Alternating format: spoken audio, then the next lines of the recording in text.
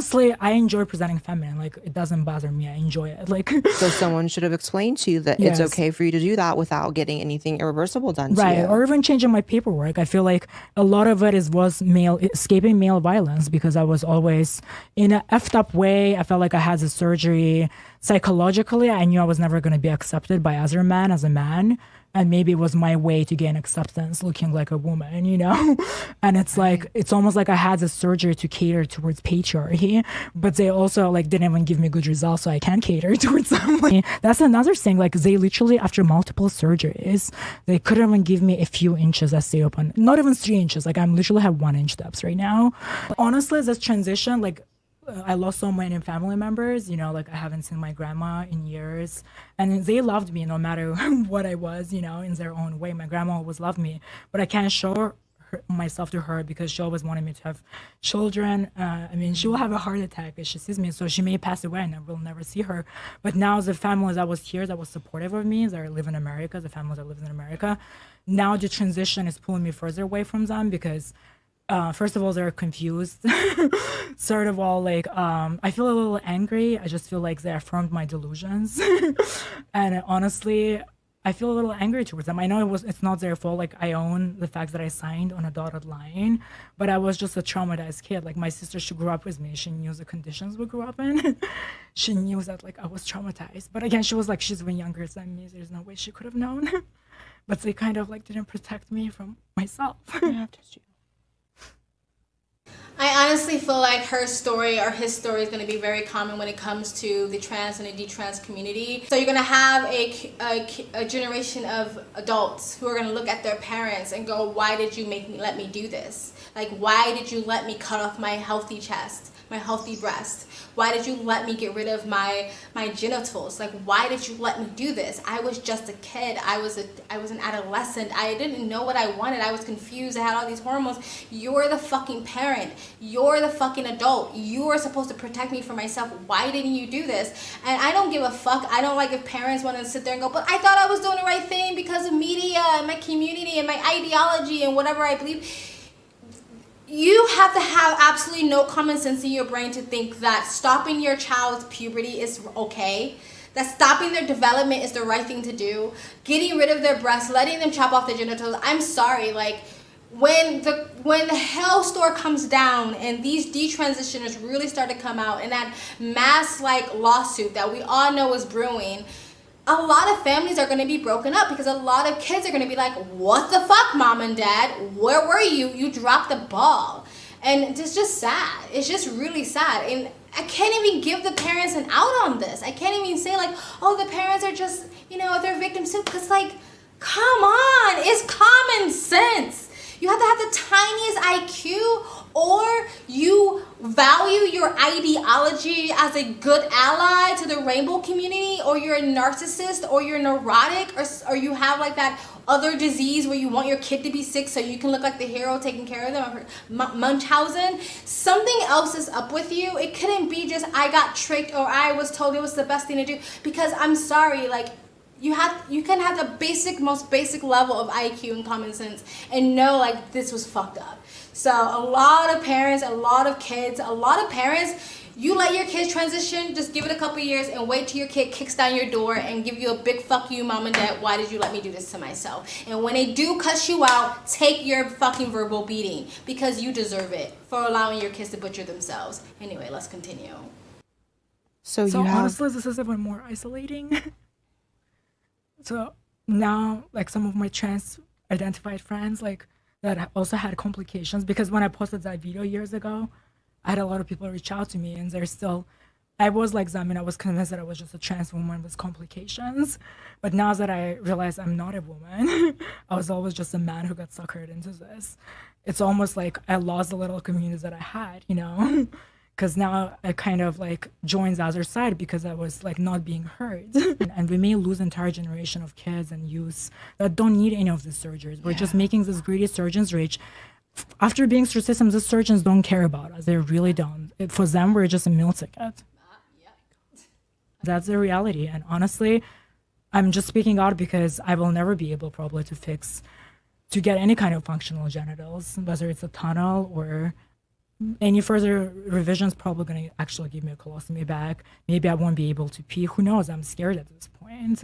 More people should come forward and be honest about the results, because a lot of people are playing it up. There were people, playing it up online when I was getting surgery, saying I'm having multiple orgasms. No, you can't have like multiple orgasms and have natural lubrication like some people play it up, unless you got, especially if you just had like penile inversion. Right. They may surf some glands, but it will never be a cis vagina. Like, stop pretending. Sometimes a bitter truth is better than a sweet lie. As I said, I wish somebody just hugged me and said, like, you're not a woman. Like, you're never gonna be one, no matter what you do. And I mean, that would have maybe broke me at the time. And some people told me, I did talk to one Chinese chaser at the time, and he was like, my wife has a surgery and now she's post up with regrets, don't do it. But when I reached out to trans communities, they were like, oh, it's just Chinese chasers. They want you to keep your dick because it's their toy or whatever. It's like, they were telling me the truth, and it's like, I wasn't willing to hear it because I was so brainwashed. I was literally convinced like I was an actual woman. What? I love that he pointed it out, and this is very, very, very common. Like, if you listen to any detransitioner, they say the same thing, that this loving, inclusive rainbow community that loves me and encouraged me and tell me how brave I was to be trans and love bombed me, because that's what cults do. As soon as I no longer believed in a cult ideology, I was kicked out of my cult, and not only kicked out, I was demonized. I was made fun of. My character was dragged through the mud of who I was as a person. I was told that I was never trans anyway, and I just was a man who was playing dress up, right? And so it's like the little community you thought you had, the people that really was on your side to root for you to transition. As soon as you detrans, they completely turn their backs on you. And again, not only turn their backs on you, but are cruel to you, because they're so loving and kind, right? And this is, I've said before, like, a lot of people in these ideologies, especially these activists, these so-called activists that say they care about these people, they don't care about these people. They care about their ideology. Because if you cared about these people, if you cared about these children, you will give them all the truth. You would give them the hard truth. You would give them every complication. You would give them the worst case scenarios to the best case scenarios, so they can make a better decision. But that's not what they do. They sugarcoat everything. They sweep everything under the rug, and then when a detransitioner does come out, they demonize that person and say, well, they were never trans, don't listen to them, that won't actually happen to you. Or they blame their mistakes on them, like the girl said when her vagina or his vagina was closing up, the doctors blamed him instead of being like, well, no, the surgery is just botched because they're not actual vaginas, they're wombs. I kind of compare it to the vegan community. I don't know, like, I was vegan for like half a year, and like a few years ago, the vegan community on YouTube was super big. It was like vegan influencers everywhere. It was a really big deal a few years ago, like maybe 4 or 5 years ago. And you started to see, like, after a few years, some of the biggest vegan YouTubers started coming out saying, I was actually never healthy. It wasn't that, oh, I got unhealthy after a while, just recently I got unhealthy. It was like, I was actually never healthy. I was actually always pretty sick, and I just felt like I had to say I was healthy because that was just the culture of the community. Like, everyone's saying how amazing being vegan is. Everyone's saying how amazing being trans is. And I kind of feel like I have to just go along with that narrative, or I won't be accepted in the community anymore. And you find out years later that they were never enjoying being vegan. And so I think that's what they were kind of hitting on, is like, a lot of these people are transitioning, they're kind of playing up the positive aspects of it because that's the culture of the community. There is no negative talk about transitioning. There's only positive talk about transitioning. And so that's what you got to go along with, or you're not welcome to the community anymore. And again, it's leading a lot of people and children down a really dark path. And it's because they don't really care about the people in the community. They just care about staying in the community themselves. But anyway, let's continue. Do you want your story? What's the ripple effect you're hoping from telling your story for kids and people in general? What effect is speaking out? What do you want it to have? It's not worth losing, at least from male side, it's not worth losing your male sex drive, your energy, over to just have a couple of inches on your hips or have maybe bigger breast tissue. I want to say men and women come in different shapes and sizes. I want to say future run feminine men are not brutalized by patriarchy or just everyone. I don't know why tomboys are considered cute often, but like, the femboys or whatever the soft boys, whatever the correct term is without offending anyone. It's like, I don't know why we're like the bottom of the barrel, and that sucks. We really have a problem, and it's going to be a huge medical disaster. This is like a sexual lobotomy. This is like lobotomies of 21st century, and like you guys heard it here. So So true. And just the fact that like people like you didn't exist a few years ago. Like there was not this wave of detransitioners, and now it's starting, and I feel like it's a train that is just going and going, and until people acknowledge that it's happening, it's just going to keep getting worse. yeah, honestly, this needs to stop till more research is done. Also, my sexual preferences changed. I was such a bottom. Like, I somehow brainwashed myself. I think part of it was like taking estrogen. I really wanted it off my body. And now I'm like, I want it back and I can't. Despite sitting here on the other side of the spectrum where I'm happy with my decision, like I also agree that I will never know what it's like to be a woman, at least in the biological sense. I know what it's like to walk through the world being perceived as one, and there are certain things that come and tail from that. But like, I will never know that. Right. But the thing that I struggle with is understanding why that's bad. Right. Right now you can't say that because I Like, mean, why can't I just say that? Especially if it's all about speaking your truth. That is my truth. I know what it's like to be a trans woman. I don't know what it's like to be a woman. I'm okay with that. that truth could have saved my life, my sex life at least, and who knows, maybe life as well, because I really don't know there's no long-term research, like what this artificial hormones will do to me. They think it's this essence of a woman like has been extracted with this synthetic estrogen, but that's such a false reductionist way of thinking. You know what I mean? It's like, it's also a dangerous way of thinking. So people do things that like they're gonna take estrogen and they're gonna look like that person online. Stopping it there, I just want to hit on this really quick. I'm glad they pointed that out. Like, just because you're taking estrogen, just because you're taking hormones, just because you're getting surgery, you do not know the essence of a woman. You do not know what it's like to be a woman. You do not know what it's like to go through girlhood, growing up through puberty, becoming a woman. Becoming a woman, going through girlhood, makes you who you are as a woman. And so you're not going to know that just because you took some estrogen. That's you don't extract the spirit of a woman just because you took some hormones. And it's highly disrespectful to think that that's the case. And it's like the left likes to talk about, you know, gender norms need to be like dismantled, but they think that just taking on gender norms somehow makes them that gender or that sex, and it's not true. Again, you could be perceived that way, like Blaire White said, but it still doesn't make you that. And it was interesting how they picked up on the fact that their sexual preferences sort of changed or became more fluid when they got on estrogen.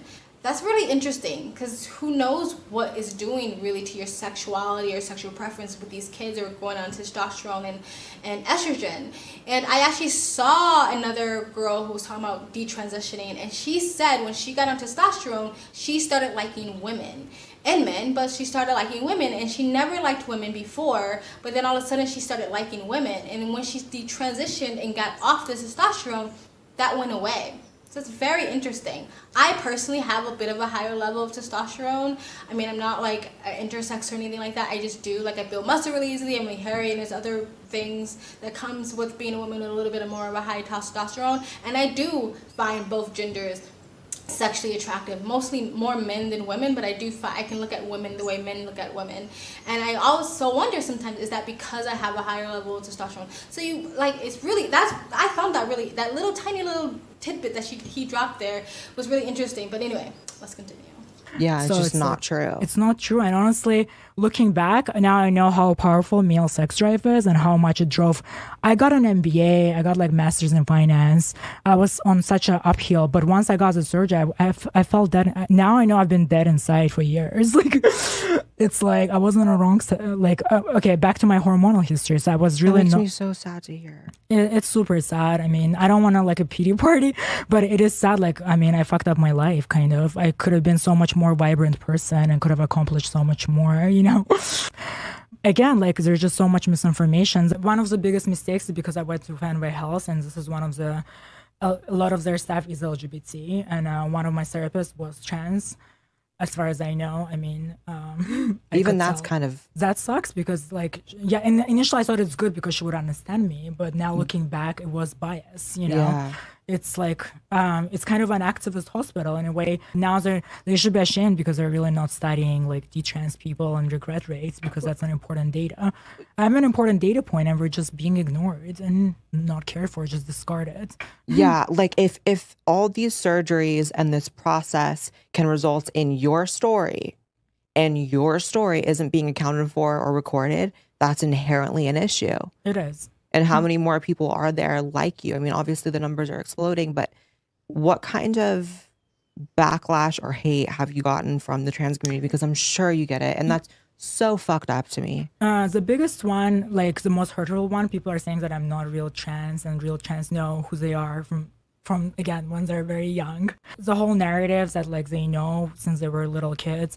I mean, I played with Barbies and exhibited gender nonconforming behavior, but I feel like if I was true trans, this would have like skyrocketed my happiness. And some people say you're just a battered trans woman by transphobia and bad bottom surgeries, and they're telling me that you just chose the wrong surgeons. I know complications from every single popular surgeon. I don't really know anyone that's never had any complications. I mean, there's people with less. And then there's, on your end where I'm it's, glad you said bad. that, yeah, because a lot of people get revisions. But everyone has had issues. I don't know anyone who is completely happy, at least with the bottom surgery. I felt like finally maybe I was fitting in and getting accepted, some way. So maybe that's why I got suckered into it, and I felt like it was the right thing for me. Yeah. So, but I definitely had a lot of mental issues at the time, and like definitely I should have not been allowed to have surgery so quick. I literally got a boob job and facial work. And then literally a few months later, I was on a table getting bottom surgeries. That was way too quick. But also like breast implants, people thought they were safe, but now it's giving breast implant illness to people. Yeah. I will have to have them removed eventually, but I also have some kind of lump. I don't know what it is about. And the truth of the matter, I don't know if insurance will cover it. And I know another detrans person that's like literally is saving money right now. He needs like $11,000 to remove his breast. It's like a lot of money to detransition. And I honestly, it's more surgeries, more scars. That's what people understand. Nothing is irreversible. I will always have a scar even if I remove my breasts. And honestly, I would like to see a future, like I said, where people just, because me not acknowledging my biological sex did a lot of damage to me. So just embracing biology, like stay within your lane, because the grass is not greener on the other side. Hopefully in the future generation will just expand definition of a man, so people can wear whatever clothes. So we don't sex clothes. So people can wear whatever they want without people giving them stares or targeting them. You know what I mean? It's like, but it's so fucked up because it almost seems like it's going in the opposite direction, in the sense that like it is. This is so weird. Yeah, like now kids are being told you have to be a girl if you're feminine, you have to be a boy if you're masculine. It's like you would think if we're truly progressing, this is why like, are they really progressives that are pushing this? Because that's not progressive. That's very regressive. Like this Pandora's box opened up, and I don't know how we're gonna like shut it back up, because all the corporations, like now you look at the Pride, like there's more trans flags, or at least equal amount. Yeah. And some people are holding protect trans kids. Do you even know trans kids that transition and live like decades? And be like, like I don't regret anything. Thank God my parents let me do this. There's no one. There is literally no one. Jess Jennings, I mean, I don't know if this person is happy. Like there's all kinds of issues from what I see. Yeah. I mean, it's just my opinion. I've seen that as well. She seems to be going through it. Yeah, it's like, honestly, like I've talked to other one. I have a detrans friend that he's not public with his story, but he came out as trans at 14, and he had the surgery. That's now he has all kinds of complications. He went back to being a boy, and it's really hard for him. Now he realizes he's a gay man, and it's like, you can't go back. His sex life is difficult. Everything is difficult. And thank you guys. I think your story is so important, and I hope that after this you go on to be speaking on even bigger platforms, because you need to be heard. So thank you so much for being here. All right, guys, so this video is longer than I thought it would be, so I'm going to split this up into 2, so look out for part 2. All right, so that's it, guys. I'm so glad more and more people are coming out and speaking about this, and I think we are just seeing the beginning of this tidal wave of detransitioners. And when this mass class action lawsuit do eventually come, because I know it's coming, I hope they get every single penny that they deserve, and I hope the people that help butcher these children gets publicly shamed and are no longer allowed to practice medicine or to practice whatever medical field that they're in. It's very interesting how they pointed out that when they were a man, that they were actually more productive and more career oriented dictated and driven. The difference between men and women, I'm just saying, it's biological, not always social. And yeah, I'm just glad this person is speaking out.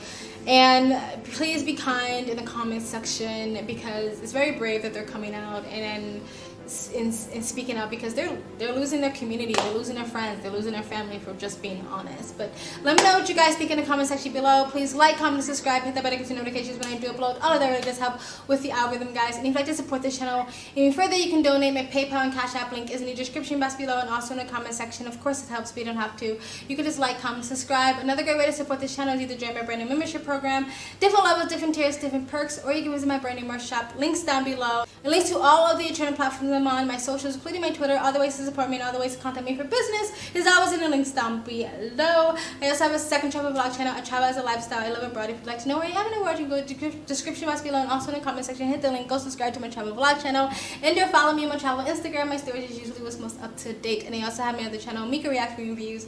And you guys have an amazing day. Bye.